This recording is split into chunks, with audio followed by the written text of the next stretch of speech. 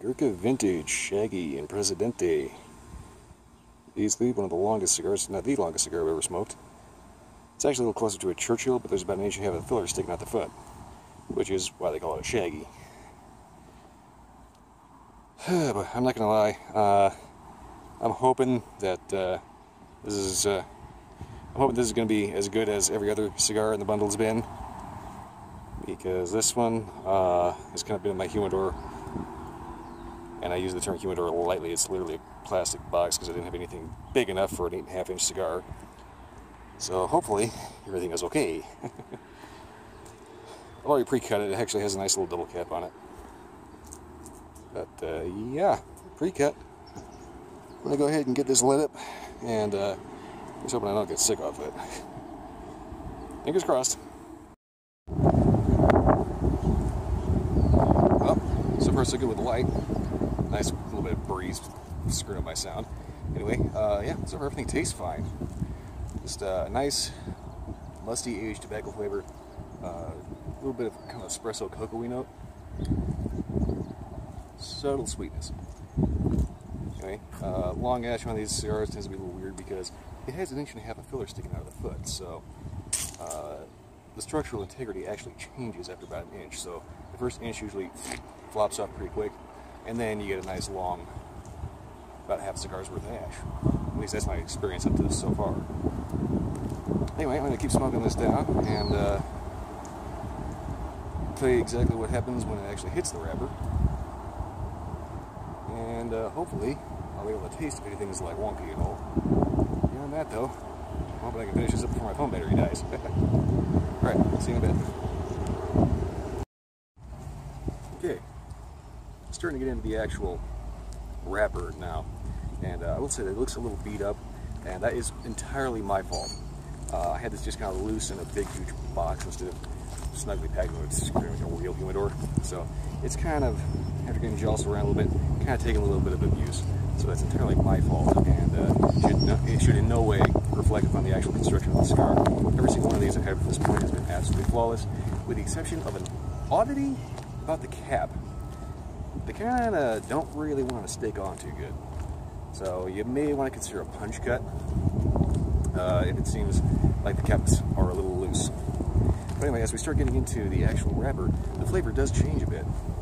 It ends up retaining a very musty tobacco core, along with intensifying kind of a dry cocoa, a deeper espresso, a little bit of vanilla, and just a sweet that's almost a caramel sweet.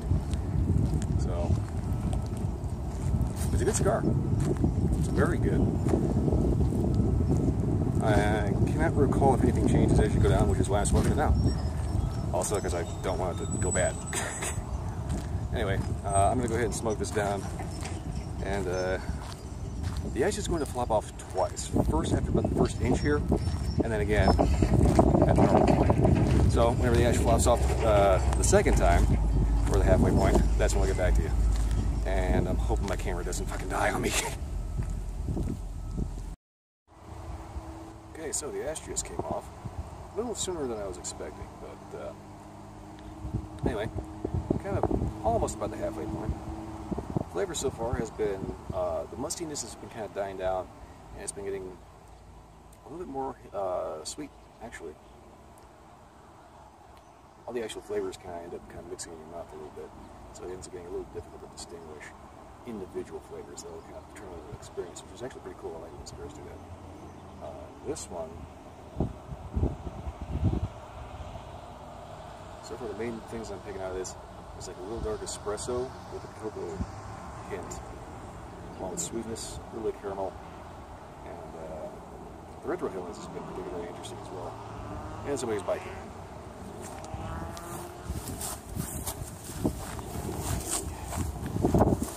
Yes, messed up camera angles and all. I mean, come on, it's the middle of the day on a Tuesday. Who is actually out going for a bike ride at the freaking 1 o'clock in the afternoon on a Tuesday? Anyway, I completely forgot what I was kind of talking about. Yeah, I think I was talking about the sweet coming up a little bit. There's definitely a bit of a more kind of espresso-y cocoa note. Beyond that, oh, that's right, I was going to talk about the retrohale. It's been kind of a light floral fragrance, really. Once it starts getting up, you know, a real good whiff of it, it gives you this kind of almost a bakery shop kind of thing, you know, like a cinnamon raisin bread, like not like just biting into a piece of raisin bread or something like that, or just like smelling that.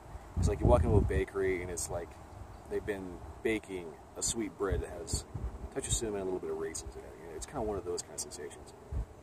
It's a very unique experience so far. Quite nice. Of course, I can actually get to work.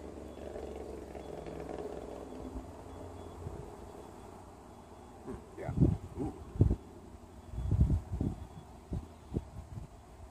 That's interesting. That was, I want to say almost a molasses-y kind of thing. Not really molasses. Okay, I had a flavor that really seemed like a nice rum whiskey or something. Just like something kind of licorice. Not licorice, but you know, liquor-y booze. Like something you'd find in a spirit that's been aged in a barrel for a while. Very interesting so far. Definitely a cigar that will keep you awake and constantly trying to identify exactly what's going on in it. Okay, so I'm going to go ahead and keep smoking this down and see about getting back to you around about the band point-ish. This could take a while though. It's been a pretty decent burner so far. I've been trying to hold this little flap of wrapper leaf down here. Like I said, that's just from my own rough handling. Beyond that, yeah, everything's been fine so far. I've been kind of concerned about my battery life because I kind of decided to do this video at the last possible second. I looked down at my phone, I had like 30% power, so I plugged it in for a few minutes and got up to like 42. So I'm hoping I can actually finish my recording. If not, you may end up seeing me in a room, which is going to be awkward and weird.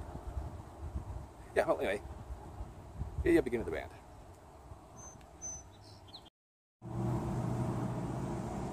Alright, get into the band in the final third here. So far, the experience up to this point has been basically like having a really, really high-end gourmet sandwich cooking in a coffee shop. You get that kind of cocoa, espresso, light vanilla creaminess. Very, very smooth. And there's also that little undertone of just a musty tobacco that kind of lingers throughout. So you can imagine like a coffee shop that's been like around for maybe 100 years or so. That's kind of the, you know, the vibe that it imparts. Towards the half end here, nice little echo going in this tunnel. Well, I take a step this way and wash out my length. Okay. Towards the end here, I've noticed that the musty tobacco is kind of becoming a little bit more prominent, and there's something I can't quite put my finger on.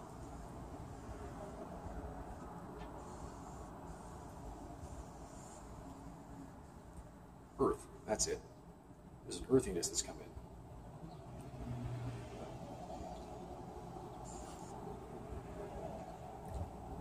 So far, nice, not bad. I have had to do a couple of touch-ups just because of the fact that it was a bit breezy, and I unfortunately have to use a Zippo because that's the only way that freaking works. And there's even a slight breeze, and it will blow that flame all over the place, so I end up getting a little bit of a lopsided burn, and that's pretty much operator error right there. Overall, though, the actual instruction of the cigar, provided you store it correctly, has been pretty flawless. It's been trying to self-correct, you know, autocorrect just fine, but it's just, as much as it tries, I screwed it up just enough on the light that it's just kind of, not quite gonna make it, you know. It holds together pretty well on a relatively clean even burn, but you gotta make sure you nail the light, otherwise you can end up getting really, really messy. Beyond that, I'm not really anticipating a whole lot else going on in this, so I'll go ahead and do one last update at the band or beyond, as they're done with it up. And yeah, try not to do it in the tunnel. All right. the band. Alright, so final update on this one. This is getting down to the band here, so, or where the band was, but it's getting kind of hot. The flavors are starting to wash out a little bit, so that pretty much tells me there's pretty much not anything else going on here. So this is a good point to end the video. I'm going to keep smoking. There's a girl in white walking around on the field. Okay. And she's going this way, so I'm going to have to finish this up quick. So far, every single one of these I've had has been absolutely phenomenal, and I definitely recommend picking these up. Just make sure you store them properly and light them properly. Yes, thank you, Lynn. Beyond that, yeah, I can't recommend them enough. Gurkha Vintage. They're called vintage because they're aged for 8 years from the get-go. So all you have to do is acclimate them, and then you can smoke them all right there. You don't have to age them, nothing. They're awesome. Yeah, I'm actually kind of... These are the first Gurkhas I've ever had, and I'm officially a fan. So, that being said, that's pretty much all I got. I'll see you next time.